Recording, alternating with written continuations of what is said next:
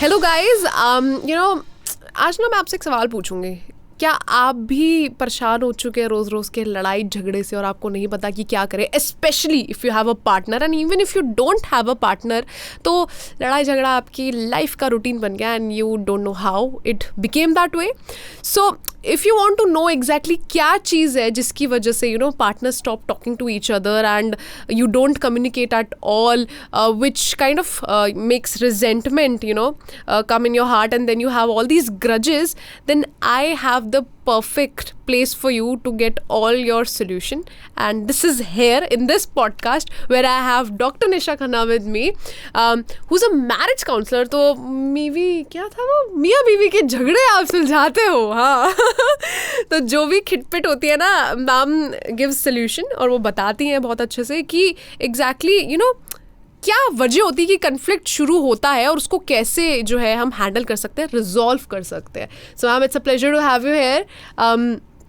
बहुत सारे सवाल हैं मेरे, तो शुरुआत करते हैं मेरे पहले सवाल से. डॉक्टर निशा मुझे बताएंगी कि जैसे हम लोगों की रिलेशनशिप होते हैं, उसमें लड़ाई होती है, झगड़ा होता है, तो उसमें क्या होता है कि पार्टनर्स ना बड़े ऐसे अपने ऊपर ले लेते हैं और फिर वो बात नहीं करते, कम्युनिकेट नहीं करते, और फिर वो लड़ाई लंबी चलती जाती है. It's like a cold war. तो उससे कैसे डील करना चाहिए, कैसे टैकल करना चाहिए उसे? देखिए, झगड़ा होना किसी भी रिलेशनशिप में, चाहे वो मैरिड कपल हो, अनमैरिड कपल हो, क्योंकि मैं लव, लिव इन और मैरिज को एक ही प्लेटफॉर्म पर रखती हूँ. और जब भी दो इंसानों में झगड़ा होता है, चाहे आप मैरिड कपल्स की बात करो या नॉर्मल भी, जब दो लोगों में झगड़ा होता है तो उसके कुछ फैक्टर्स होते हैं, और अगर हम उस झगड़े को रिजॉल्व करना चाहते हैं तो उसके लिए भी कुछ चीज़ें जिम्मेदार होती हैं. सबसे पहले हमें लगता है हमारा सामने वाले के साथ कोई कनेक्शन है. अगर मैं कनेक्शन फील करूँगा या करूँगी तो मैं झगड़े को रिजॉल्व करने के लिए हिम्मत करूँगी. सो कनेक्शन के बाद सेकंड स्टेप आ गया करेज. अगर मैंने कनेक्शन फील किया, मुझे तुम्हारी ज़रूरत है, तो मैं उस झगड़े को रिजॉल्व करने की कोशिश करूँगी या कोशिश करूँगा. दूसरा, जब हमने हिम्मत दिखा ली उस झगड़े को रिजॉल्व करने की, तो तीसरा उसमें आ जाता है कंपैशन. कंपैशन, देखिए, एम्पैथी एक मेजर रोल है. मैं महसूस करता हूँ हम दोनों तकलीफ में हैं, मैं महसूस करता हूँ तुम्हारे दर्द को, मैं तुम्हारे साथ हूँ इस दर्द में. That is empathy. बट जब हम कंपैशन की बात करते हैं तो वो उससे भी एक कदम आगे है. कंपैशन का मतलब है मैं तुम्हें उस प्रॉब्लम से बाहर निकालने के लिए, उस मदद के लिए तैयार हूँ. I am with you to take you out from that mud. मतलब जैसे बोलते हैं, अगर कीचड़ में कोई गिर गया है और वो बाहर निकलना नहीं चाह रहा या हाथ कर नहीं रहा आगे, तो हम खुद कीचड़ में घुसते हैं उसे बाहर निकालने के लिए. तो उसी तरह जब हमने कॉन्फ्लिक्ट को रिजॉल्व करना होता है तो हम सामने वाले के साथ उसके मानसिक स्थिति में घुस जाते हैं उस कॉन्फ्लिक्ट को रिजॉल्व करने की. तो चीज़ों को सिर्फ हम अपने दृष्टिकोण से नहीं देखते, हम सामने वाले के दृष्टिकोण से देखकर, उसे एक्नॉलेज करके, एक्सेप्ट करके, तो उसे रिजॉल्व करने की कोशिश करते हैं. Like this, put yourself in someone else's shoes if you want to understand them better. हाँ, वो एक एम्पैथी आ गया शूज में. और एक है हम एम्पैथी से भी एक कदम आगे, मैं तुम्हें निकालूंगा या निकालूंगी उस प्रॉब्लम से. उसके लिए मसीहा बेसिकली. हाँ, मसीहा भी कह सकते हैं, बट डेफिनेटली उसमें आप अपने पॉइंट्स भी बोलते हैं, सामने वाले की, क्योंकि उसके नज़रियों को आप एक्सेप्ट कर रहे हैं. कॉन्फ्लिक्ट रेजोल्यूशन का एक तरीका, और मैं शॉर्ट स्टोरी अगर आप चाहो, एक टीचर ने बच्चे को बोला, मैं तुम्हें 3 एप्पल दूंगी, तो अगर उसमें से 3 एप्पल तुम जो है सौम्या को दे दोगे तो तुम्हारे पास कितने एप्पल बचेंगे? उसने बोला 2. टीचर ने फिर सवाल किया, मैं तुम्हें 3 एप्पल दूंगी, 2 सौम्या को दोगी, तो तुम्हारे पास कितने एप्पल बचेंगे? उसने बोला 2. देन टीचर ने उस एप्पल की बजाय फ्रूट को चेंज किया, चलो मैं तुम्हें 3 चेरीज दूंगी, 2 सौम्या को दोगी, तो तुम्हारे पास कितने बचेंगे? तो उसने बोला 1. देन टीचर ने फिर चेरी की बजाय ऑरेंज का एग्जाम्पल दिया, अगर तुम 2 चेरीज सौम्या को दोगे, 2 ऑरेंजेस सौम्या को दोगे, तो कितने ऑरेंजेस तुम्हारे पास बचे? उसने बोला 1. तो टीचर ने दोबारा क्वेश्चन किया, अगर मैं तुम्हें 2-3 एप्पल्स दूंगी और 2 सौम्या को, तो तुम्हारे पास 2 एप्पल्स कैसे बचेंगे? तो बच्चे ने बोला, मैम वो 1 एप्पल ना मेरे बैग में है, तो जब आप 3 एप्पल्स मुझे देंगी तो वो 4 हो जाएंगे. एग्जाम्पल मैंने इसलिए आपको ये दिया है ताकि जब हम कॉन्फ्लिक्ट को रिजॉल्व करते हैं तो हमने सामने वाले के दृष्टिकोण को भी समझना है. अगर 6 मेरे एंगल से चीज़ें दिख रही हैं तो सामने वाले के एंगल से 9 भी दिख सकता है. और कॉन्फ्लिक्ट को रिजॉल्व करने का यही तरीका है कि आप अपने व्यू पॉइंट को भी एक्नॉलेज करें और सामने वाले के व्यू पॉइंट को भी एक्नॉलेज करें, तभी वो रिजॉल्व हो सकता है. और वो तब पता चलेगा जब सामने वाला आपको बताएगा. मोस्ट ऑफ द टाइम जब झगड़ा होता है तो सबसे पहली चीज़ होती है हम रिश्तों में क्रिटिसाइज करते हैं. तो क्रिटिसिज्म एक बहुत बड़ा फैक्टर रोल प्ले करता है झगड़ों में. तुमने ये गलत किया, तुम हमेशा ये ऐसे गलत करते हो। हाँ, तो ये जब हम बात बोलते हैं कि हर बात पर सामने वाले में कमी निकालते हैं, तो पहले तो हमें वो कमी निकालना बंद करना है। अगर हम क्रिटिसाइज करते रहेंगे तो रिश्ता जो है वो स्ट्रांग बनेगा ही नहीं, तो सामने वाला पार्टनर हमसे दूर हो जाएगा। चाहे वो कोई दोस्त हो, चाहे वो हमारा लवेबल पर्सन हो, फैमिली मेम्बर हो, और अगर हमारा लाइफ पार्टनर है तो डेफिनेटली अगर हमें उसे अपने पास लाना है तो डेफिनेटली हमें उसे रिक्वेस्ट मेक करनी होगी। कोई भी सेंटेंस अगर हम उसे बोल रहे हैं तो हम उसे क्रिटिसाइज ना करके उसे रिक्वेस्ट की फॉर्म में लगेंगे कि मुझे ऐसा लगता है, statement with I feel like that, कि मुझे आपकी बात से बुरा लगा और मैं चाहती या चाहता हूं अगली बार इस बात को आप ध्यान में रखें। तो जब आप आई से बोलेंगे तो आप सामने वाले पे ब्लेम नहीं कर रहे हैं। जब हम क्रिटिसाइज करते हैं तो हम सामने वाले को ब्लेम कर रहे हैं, हम प्रॉब्लम पर फोकस नहीं कर रहे हैं। करते हैं, right, because we are blaming that person, so we put them first. तुम में कमी है, तो वो सामने वाले को हमने हाईलाइट कर दिया और उस पे कैरेक्टर पर अटैक कर दिया, तो वो अपने आप को पावरलेस समझेगा, वो अपने आप को डिफेंसिव मोड पे ले आएगी या ले आएगा, गैसलाइट हो जाएगा कि भैया ये मुझे कैसे बोला। तो क्रिटिसाइज ना करके सामने वाले को अगर हम रिक्वेस्ट की फॉर्म में करें और आई स्टेटमेंट को यूज करें, क्योंकि हमारा फोकस झगड़े को रिजॉल्व करना है। तो it is not about me and you, it's about us और it is about the problem. True. और कई लोग ना ये चीज़ देखते नहीं है, मतलब मुझे ऐसा फील होता है इट्स प्योरली बिकॉज आप ना समझते हो कि सामने वाला आपका दुश्मन है। आप ये भूल जाते हो कि सामने वाले के साथ तो आपको पूरी जिंदगी रहना है, लेकिन आपका जो दुश्मन है वो है आपका प्रॉब्लम, जिसको आप हावी होने दे रहे हो और आप उसको आप उस पर्सन को ब्लेम कर रहे हो instead of the problem. Mostly होता भी क्या है ना, जब हम कोई सामने वाला क्रिटिसाइज करता भी है तो हम उसे पर्सनल लेना शुरू कर देते हैं। राइट, कि सामने वाले को मुझ में कमियां ही दिख रही हैं, और ये सबके साथ होता है, मेरे तुम्हारे सबके साथ रिश्तों में होता है कि हमें जब सामने वाला क्रिटिसाइज करता है, अब मान लीजिए किसी की love language he words of affirmation है और सामने वाला वर्ड्स ऑफ अफर्मेशन का मतलब है सामने वाले को एप्रिसिएशन सुनना है, right. और आप तो उसे क्रिटिसाइज कर रहे हो, तो कैसे प्रॉब्लम रिजॉल्व? बिल्कुल। दूसरी चीज होती है डिफेंसिव होना। रिश्ते में जब हम डिफेंसिव होना शुरू कर देते हैं, वे प्रॉब्लम मुझ में नहीं है, सारी प्रॉब्लम तो तुम में है। तुम ही देखो हर वक्त मुझे नैग करती रहती हो या नैग करते रहते हो, तुम ही हर बात पर मुझे टोकते रहते हो। तो कहीं ना कहीं जब हम डिफेंसिव हो जाते हैं रिश्तों में या डिफेंड करना शुरू कर देते हैं, इन स्पाइट ऑफ हम अपनी रिस्पॉन्सिबिलिटी समझे कि शायद मैं सामने वाले के स्ट्रेस फैक्टर में रोल प्ले कर रहा हूँ या कर रही हूँ, तो प्रॉब्लम्स वहाँ भी रिजॉल्व होती हैं। क्योंकि सामने वाले का वो, अगर आप उसको डिफेंड करेंगे तो सामने वाला अपने आप को, अगर आप रिस्पॉन्सिबिलिटी एक्सेप्ट ही नहीं करेंगे। आप गिविंग एन एग्जाम्पल, एक कपल जो है वो मूवी देखने के लिए गए, तो उसमें से एक पार्टनर पहले पहुंच गया, दूसरा पार्टनर लेट हो गया। अब वो पार्टनर लेट पहुंचा तो उसको वो मूवी देखने का चांस था, तो उसने बोला कि तुम मूवी देखने अंदर चले जाओ, पर पार्टनर अंदर नहीं गया। वो बाहर वेट करता रहा कि भाई मेरी पार्टनर आएगी तो हम मूवी देखने जाएंगे, and the girls focus was कि मूवी ना निकल जाए। वो half an hour traffic jam की वजह से वो लेट पहुंची।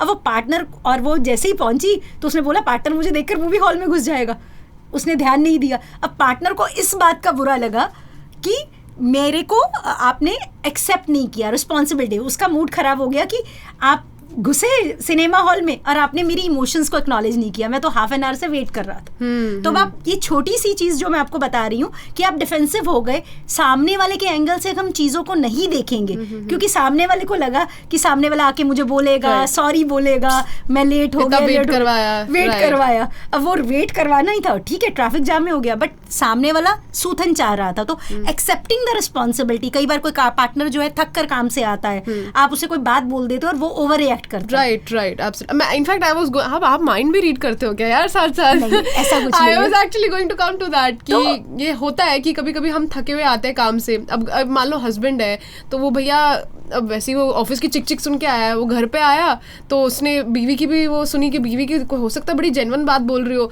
लेकिन उस टाइम पे उसको लग रहा है क्या है ये भी किच किच कर रही है, वहां से भी सुन के आया हूँ, क्या बात करूं मैं, फिर ऐसे में और झगड़ा हो जाता है। सो दैट इज वही आइसिंग ऑन द केक का काम करता है। तो आप अपनी एक्सेप्ट करिए रिस्पॉन्सिबिलिटी कि शायद कहीं ना कहीं हम सामने वाले के स्ट्रेस को बढ़ाने में योगदान दे रहे हैं। It's similar for the wife, जैसे हम वो टॉवल का एग्जांपल देते हैं कि अगर हस्बैंड ने टॉवल को जो है बेड पर छोड़ दिया और वो वाइफ में के लिए एडिंग स्ट्रेस का काम कर रहा है, क्योंकि अगर मेड नहीं उठा रही या कोई और फैमिली मेंबर नहीं उठा रहा तो उसे वो काम करना है, तो उसे लग रहा है कि मुझे एक्स्ट्रा काम करना पड़ेगा। तो अगर आप एडिंग स्ट्रेस में काम करते हैं, तो एक्सेप्ट करिए अपनी रिस्पॉन्सिबिलिटी और सामने वाले के नज़रिए से भी चीज़ों को समझिए. एब्सोल्युटली. मैं आपसे एक और बात पूछना चाहूँगी. जैसे हम लोग बात करते हैं कॉन्फ्लिक्ट रेजोल्यूशन में specifically, I would like to say कि एक पल को तो हमारा जो पैसा है वो खो जाता है, तो हमें याद रहता है, हम बार बार उसके बारे में सोचते रहते हैं, अरे यार वो 100 रुपये का नोट था, गिर गया, बड़ा बुरा लग रहा है, बड़ा बुरा लग रहा है. यही हम किसी से लड़ाई करके आते हैं, कुछ होता है तो शायद उसके बारे में हम फिर भी इतना नहीं सोचते. हालांकि even if we are deeply connected, well क्या है, लड़ाई होगी, छोड़ो, इतना इमोशंस के लिए इतना बॉदर क्यों करना.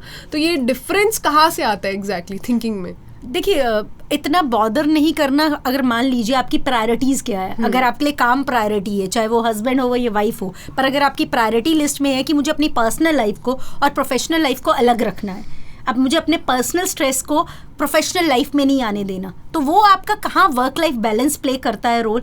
वो एक बहुत मेजर रोल है कि मुझे अपनी पर्सनल लाइफ में, अगर मैं मोस्टली ये होता है, there is a book about that relationship पर, men are from Mars and women are from Venus. तो उसमें एक चैप्टर ये है कि एक डॉक्टर होता है, उसकी पार्टनर उसे रोज कंप्लेंट करती है कि तुम मुझे रोज टाइम नहीं देते. तो वो अपनी वाइफ को बोलता है कि ठीक है, मैं तुम्हें टाइम दूंगा. वो सोचता है कि मेरी वाइफ मेरा 9वां और 10वां पेशेंट है जो मैं रोज देखता हूँ. तो वो घर जल्दी जाता है और 1 घंटा रोज अपनी वाइफ को देता है. उससे क्या होता है, जो काम वो पिछले पहले 10 घंटों में कर रहा था, वो 8 घंटों में उसी काम को कर लेता है, क्योंकि घर में शांति है, तो उसे लग रहा है कि मैं ऑफिस पर भी ध्यान दे पाऊंगा.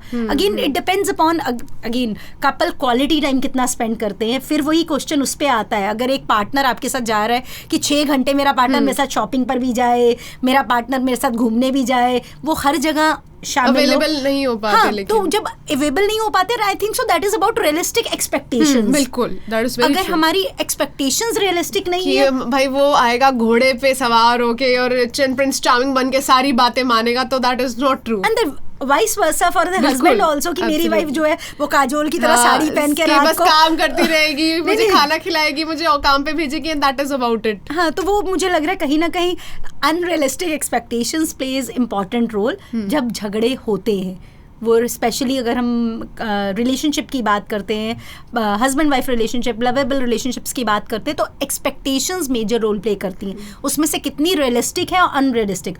कुछ लोग को क्वांटिटी ऑफ टाइम चाहिए, but I think so quality of time is more important, because आपकी लाइफ में रिलेशनशिप भी जिंदगी का हिस्सा है, जिंदगी नहीं है. एग्जैक्टली, बिकॉज जब हम रिलेशनशिप को जिंदगी बना देते हैं ना, तो हम इन्वेस्ड हो जाते हैं, हम अपनी आइडेंटिटी लूज कर जाते हैं. तो वहाँ अगर हमें अपनी आइडेंटिटी लूज नहीं करनी है, हमें अपने करियर पर भी ध्यान देना है, हमें अपने सोशल सर्कल को भी मेंटेन करना है, हमें अपना भी ध्यान रखना है, तो रिश्ता भी ज़िंदगी का एक हिस्सा है. तो अपने आप को अगर हम बार बार ये एहसास कराएंगे रिश्ता ज़िंदगी का हिस्सा है, ज़िंदगी नहीं है, तो डेफिनेटली हम रिश्ते में उतना ही इन्वेस्ट करेंगे, क्योंकि जितना हम इन्वेस्ट करेंगे किसी भी रिलेशनशिप में, तो हम उतने ही एक्सपेक्टेशंस की उम्मीद रखेंगे. तो I think so relationship is a part of life. अगर too much into each other करेंगे तो वो इन्वेस्टमेंट हो जाएगा, जो कि अनहेल्दी पैटर्न है. वो कोडिपेंडेंसी हो जाएगी, टॉक्सिक लव में चला जाएगा, कोडिपेंडेंसी हो जाएगी, जो अगेन अनहेल्दी पैटर्न है, जिसको हम टॉक्सिसिटी में आगे बोलते हैं. जो आप बात कर रहे थे सेल्फलेसनेस की, आज की डेट में हम सेल्फलेसनेस को भी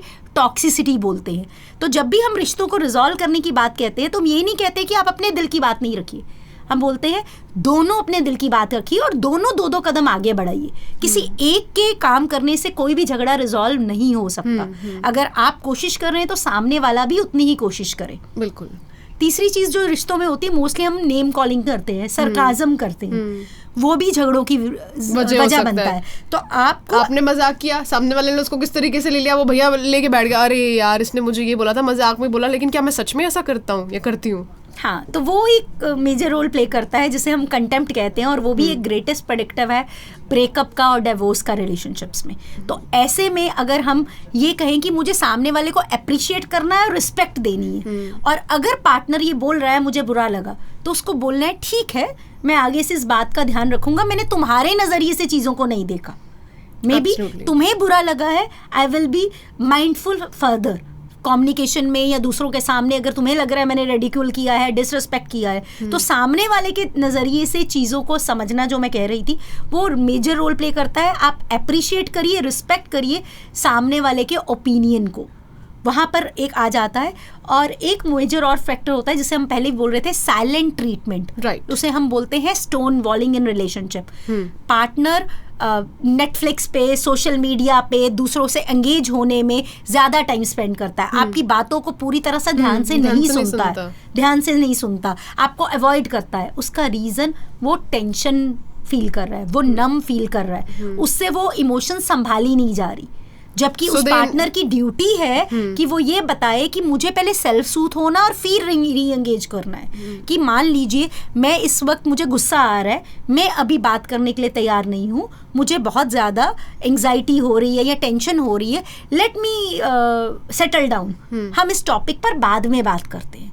तो वो अगर आप कम्युनिकेट कर दोगे और अगर आप समझ गए हो कि सामने वाला पार्टनर जो मुझे साइलेंट ट्रीटमेंट दे रहा है वो एक्चुअली में खुद परेशान है, उसे नहीं पता कि उसके दिमाग में क्या चल रहा है और उसे चीज़ों को कैसे रिजॉल्व करना है, उसका टेंशन इतना ज़्यादा बढ़ रहा है कि वो कम्युनिकेट भी नहीं कर पा रहा। और ऐसे में सामने वाले को ये बोलना भी है कि मुझे पहले खुद को कूल डाउन होने दो, फिर मैं तुम्हारी बात को सुनूंगा और समझूंगा या सुनूंगी और समझूंगी। राइट।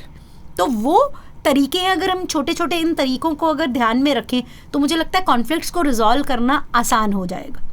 लेकिन करता तो कोई है नहीं ना यहाँ पे, अरे तुमने ये बोला, अरे तुमने भी तो ये बोला था। ये भी होता है कई बार, आपने एक बात निकाली, जैसे आपने कई बार देखा होगा when you are assessing your clients, एक क्लाइंट आके बोलेगा ये मेरे बारे में ऐसा बोलती है और दूसरा बोलता है अरे तो तुम भी तो बोलते हो, फिर नोकझोंक वहाँ से शुरू हो गई। तो मोस्टली तो अगर ऐसा एक वैसे आपसे क्वेश्चन पूछ रही हूँ, अगर एक क्लाइंट, मान लो क्लाइंट भी नहीं, अगर एक इंसान जाके बोल रहा है कि उसको ऐसा फील हो रहा है या कुछ भी बोल रहा है रैश, और अगर दूसरा चुप रह जाए उस वक्त, विल इट हेल्प?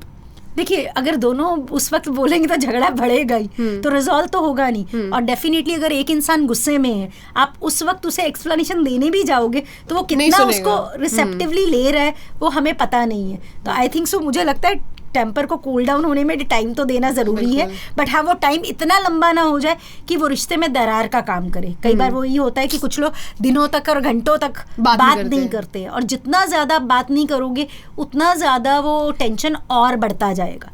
तो बात करना है, पर ये है कि ठीक है आप अपना टाइम ले सकते हो, इस टॉपिक पर बाद में बात करते हैं, लेट्स डिस्कस अदर थिंग्स। और क्या बोलते हैं ना, अगर मान लीजिए झगड़े में एक रफ पैच आ भी गया तो प्रेजेंट को क्रिएट करने की कोशिश कीजिए ना, तो पास्ट अपने आप धीरे धीरे फेड अवे भी हो जाता है। और क्या होता है, इंसान अगर अच्छे मूड में है तो आपकी बात को सुन और समझ भी लेगा।